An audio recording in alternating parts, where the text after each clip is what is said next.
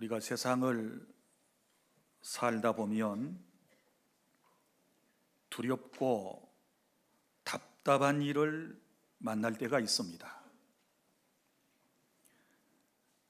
그 유명한 나폴레온 힐 박사의 말대로 현대인들은 7가지 불안 상태를 가지고 두려워하며 세상을 살아가고 있습니다.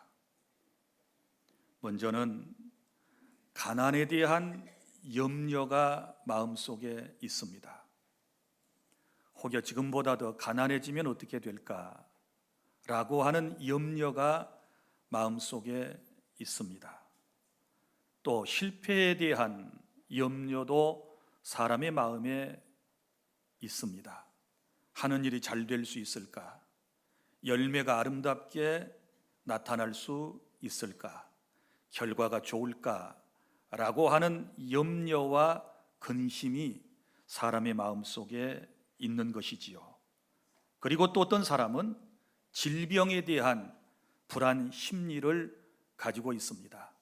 이렇게 건강하게 잘 살다가 어느 날 불치의 병에 걸려 내가 다른 사람보다 더 먼저 세상을 떠나는 게 아닌가라고 하는 불안한 마음이 누구에게나 있습니다. 또 어떤 사람들의 마음 속에는 사랑을 잃지나 아니할까 하는 염려와 걱정도 있습니다. 지금은 사랑하는 관계이지만 어느 땐가 나를 배신하고 내게 등을 돌리고 나를 떠나버리게 되면 나라고 하는 존재는 어떻게 될 것인가 하는 염려가 마음속에 있을 수 있습니다. 뿐만 아니라 인간에게는 노쇠에 대한 불안 심리도 있습니다. 지금은 젊고 건강해서 먹고 사는 문제, 또 활동하는 것 전혀 어려움이 없지만 내가 늙고 병들면 누가 나를 끝까지 수발할 것인가 라고 하는 것도 우리의 마음속에 염려의 내용 가운데 하나인 것입니다. 또 자유상실에 대한 두려움과 염려가 사람의 마음속에 있습니다. 육체의 건강을 상실한다든지 경제적으로 어려워지게 되면 우리는 굉장히 부자연스러운 그런 삶을 살게 될 것입니다. 그래서 두려운 것이지요. 또 인간에게 있어서 필연적으로 꼭 찾아오는 죽음을 예비하지 못한 상태에서는 죽는 것이 얼마나 사람들의 마음속에 공포가 되는지 모릅니다. 현대인들은 이런저런 정말 두려운 감정들을 가지고 세상을 살아가고 있습니다. 뿐만 아니라 우리의 인생에 답답함이 참으로 많이 있습니다. 우리가 신앙생활을 하는 사람들로서 오늘 또 예배하면서 영적으로 하나님을 깊이 알지 못할 때, 또 하나님의 뜻을 우리가 바로 이해하지 못하게 되었을 때 우리는 참으로 답답할 것입니다. 또 미래에 대한 예측 능력이 없을 때 준비하지 못하는 거로 인생은 답답한 삶을 살아가게 되는 것이지요. 뿐만 아니라 세상을 살다가 내가 바라는 대로, 내 뜻대로, 내가 원하는 대로, 내 방식대로 모든 것이 이루어지지 않는 삶의 현장 속에서 우리는 답답함을 금할 길이 없습니다. 뿐만 아니라 또 사람들에게 오해를 받을 때에도 마음이 답답하지요. 사람들이 나를 무시하고 모함하고 험담할 때에도 얼마나 마음이 답답하겠습니까? 그리고 우리가 세상을 살아갈 때 여러 가지로 부족해요. 지적 능력이 부족하고, 그리고 세상을 감당할 수 있는 참 힘이 없을 때 답답하지요. 내가 슈퍼맨이라도 된다면 모든 것을 다 해낼 수 있겠지만 그러지 못한 인생의 연약함을 바라보면서 우리는 답답해 그러면서 오늘 하루하루를 살아가고 있는 것입니다. 사랑하는 주 안의 성도 여러분, 저는 오늘 여러분들에게 인생을 살아갈 때 정말 심히 두렵고 답답한 일이 생기면 우리가 어떻게 그것을 해결해 나갈 것인가를 여러분들에게 말씀을 드리고자 합니다.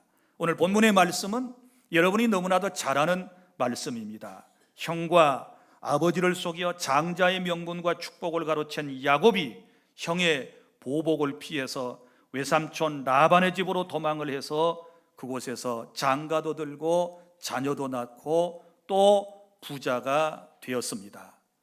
객지에서 산 지가 20여 년입니다. 그의 마음속에는 항상 고향에 대한 그리움이 있었습니다. 그런데 그가 고향으로 돌아가는 길은 결코 쉽지 않았습니다. 정말 힘들고 어려운 것이었습니다. 왜냐하면 항상 야곱의 마음속에는 고향을 그리워하는 마음이 있었지만 그의 마음 한켠에는 두려움과 그리고 또한 죄책감이 늘 마음속에 있었기 때문입니다. 20여 년 전에 고향을 떠나올 때 왜 떠나왔습니까?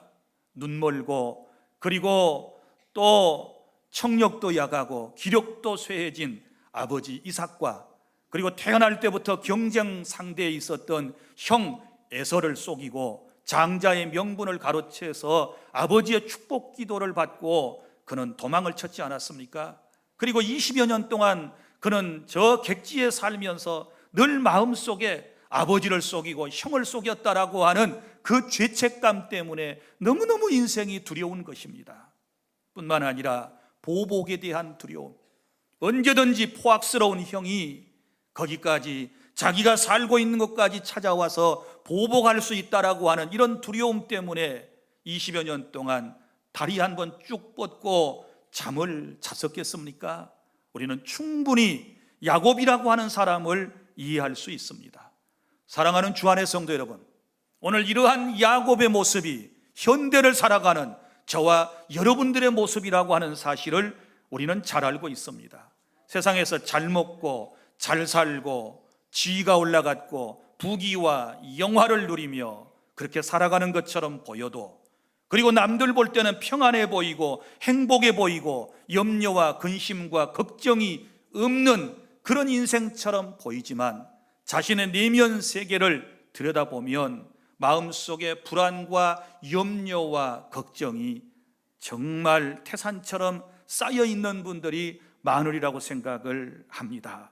사랑하는 성도 여러분, 오늘 하나님께서 저와 여러분이 주신 이 말씀을 통해서 우리 인생 속에, 내 삶 속에 나를 힘들게 하고 나를 어렵게 만들고 내 삶에 나아가는 발걸음을 잡아버리는 이 두려움과 그리고 답답한 문제를 하나님의 말씀을 통하여 해결받고 돌아가는 복된 시간이 될 수 있기를 바랍니다.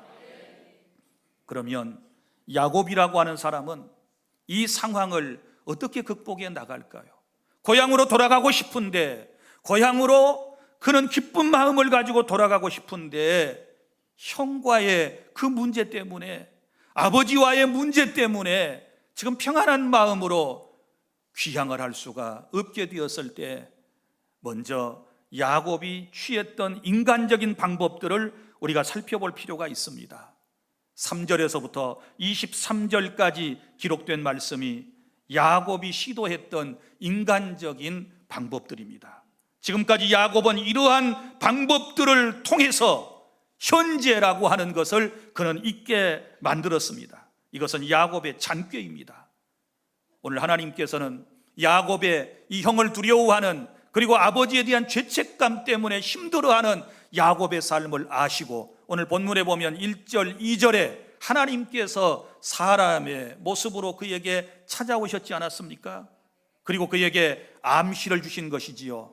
야곱아, 너 고향으로 돌아가는 길 너무 두려워하지 마. 내가 너와 함께 할게. 내가 너를 도와줄게. 내가 너와 계속 함께 하고 있었어 라고 주님께서 말씀하시며 그에게 현현하셨건만, 야곱이라고 하는 사람은 그러한 하나님의 놀라운 은총을 마음속에 확신하지 못하고 그는 자기 자신에게 있는 인간적인 문제를 해결하기 위해서 자기의 방법을 지금 동원해서 이 문제를 풀어가려고 그러는 것입니다.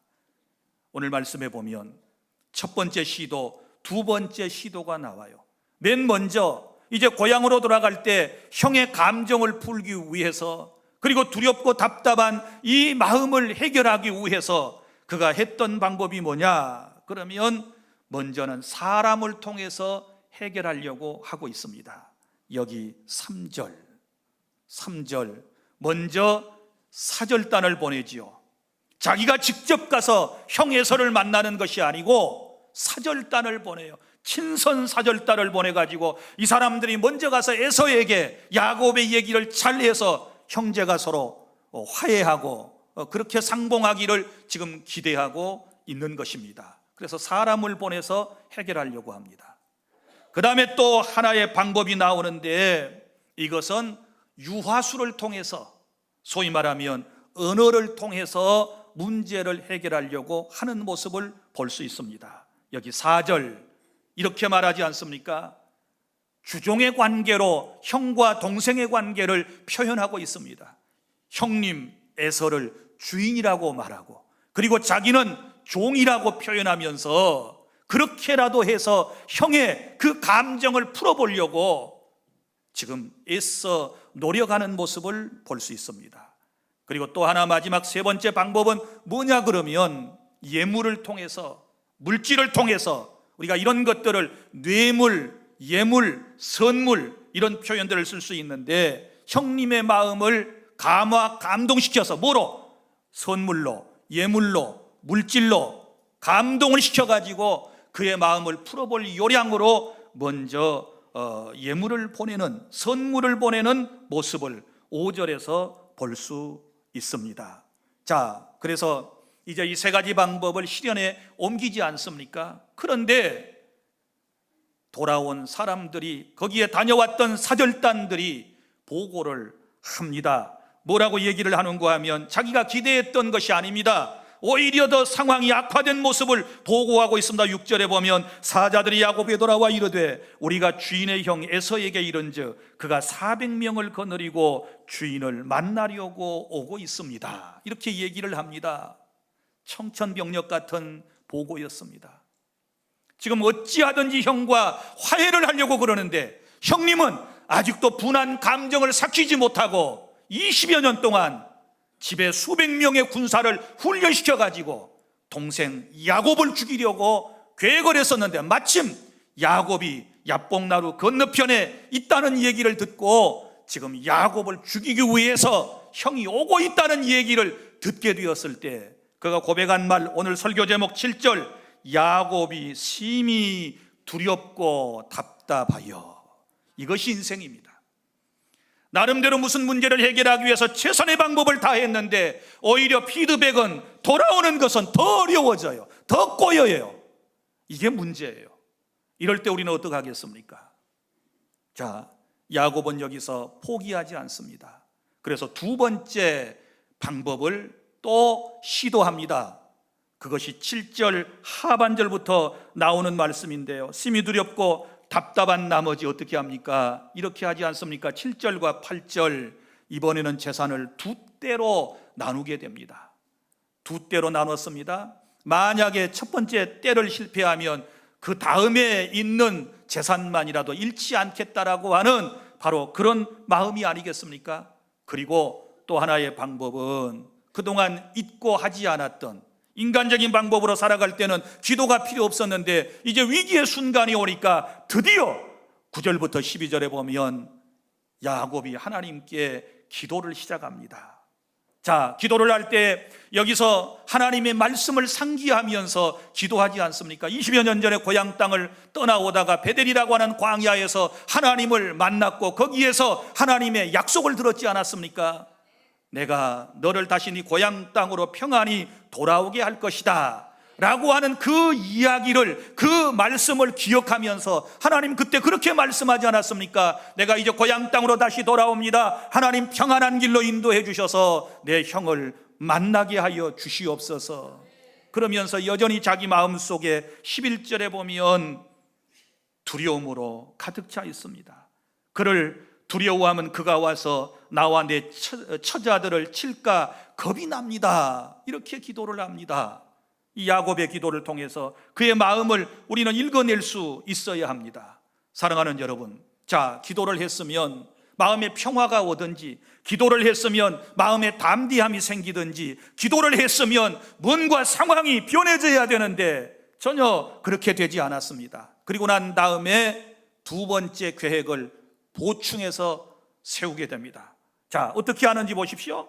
여기 먼저 14절 15절에 보면 이전에는 좀 적게 보냈던 예물, 저는 뇌물이라고 말씀을 드리고 싶은데 형에게 이제 감정을 풀기 위해서 물질을 보냈다 그랬지요. 이번에는 엄청나게 많은 동물을 보냅니다. 제가 계산기로 합산을 했더니 약 580마리가 됩니다. 580마리나 되는 여기 지금 14절 15절에 나오는 이 엄청난 뇌물을 형에게 보낼 계획을 세웁니다. 그 다음에 또 하나는 사절단도 처음에는 한 팀만 보냈는데 이제는 세 팀을 보내고 있는 것을 16절부터 19절에 볼 수 있습니다. 19절, 그 둘째와 셋째와 각 때를 따라 가는 자에게 명령하여, 이제는 세 때로 만들었습니다. 계속해서 첫 번째 계획을 지금 보강해 나가고 있는 이 야곱의 모습을 볼 수 있습니다. 그리고 세 번째 유하술, 역시 자기 자신은 종, 그리고 형은 주인, 이렇게 표현을 하면서 지금 형의 마음을 어떻게 하든지 풀어보려고 노력하는 모습을 볼 수 있는데 20절 다 함께 읽어볼까요? 시작. 또 너희는 말하기를 주의 종 야곱이 우리 뒤에 있다 하라 하니, 이는 야곱이 말하기를 내가 내 앞에 보내는 예물로 형의 감정을 푼 후에 대면하면 형이 혹시 나를 받아주리라 함이었더라. 아멘. 우리는 여기서 야곱의 마음을 읽게 되었습니다. 사랑하는 주 안의 성도 여러분, 우리가 세상을 살아가면서 정말 두려운 문제, 답답한 문제, 내 인생의 힘든 문제를 우리는 지금 야곱처럼 우리도 지금까지 해왔었습니다. 사람을 통하여 해결하고, 그 다음에 또 하나는 말을 잘해가지고 사람을 누군가를 설득시켜서 문제를 해결하려고 했고, 또 하나는 예물 혹은 뇌물 혹은 선물을 공세해가지고 그의 마음을 얻으려고 했던 이런 것들이 대부분 우리의 삶의 스타일이었다고 생각을 합니다. 우리 그렇지 않습니까? 대부분 다 이런 식으로 이 세 가지 방법을 통해서 문제를 해결하려고 하는데 이게 잘 안 된다 그 말이지요. 이렇게 생각했던 것처럼 야곱의 계획처럼 모든 계획이 잘 먹혀 들어가면 얼마나 좋겠습니까? 많은 인간 세상이 그렇게 만만하지 않고, 사람이 한 번 마음이 상처를 입게 되면, 서로가 원수가 되게 되면 이걸 푼다라고 하는 것이 그렇게 쉽지 않습니다. 그래서 야곱은 이제 이러한 것들을 통해서 점점 자기 자신의 모습이 성숙해져 가요.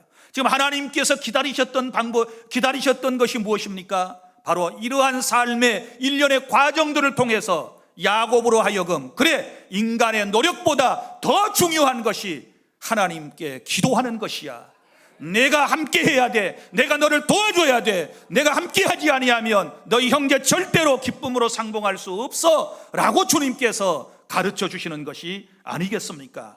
그래서 이제 24절부터 32절까지 말씀은 하나님의 방법이 나옵니다. 하나님이 원하시는 방법. 지금까지 야곱은 인간적인 방법을 통해서 성공하지를 못했습니다. 마음속에 두려움과 답답함을 해소해내지를 못했습니다. 이제 어떡합니까? 야곱은 이렇게 합니다.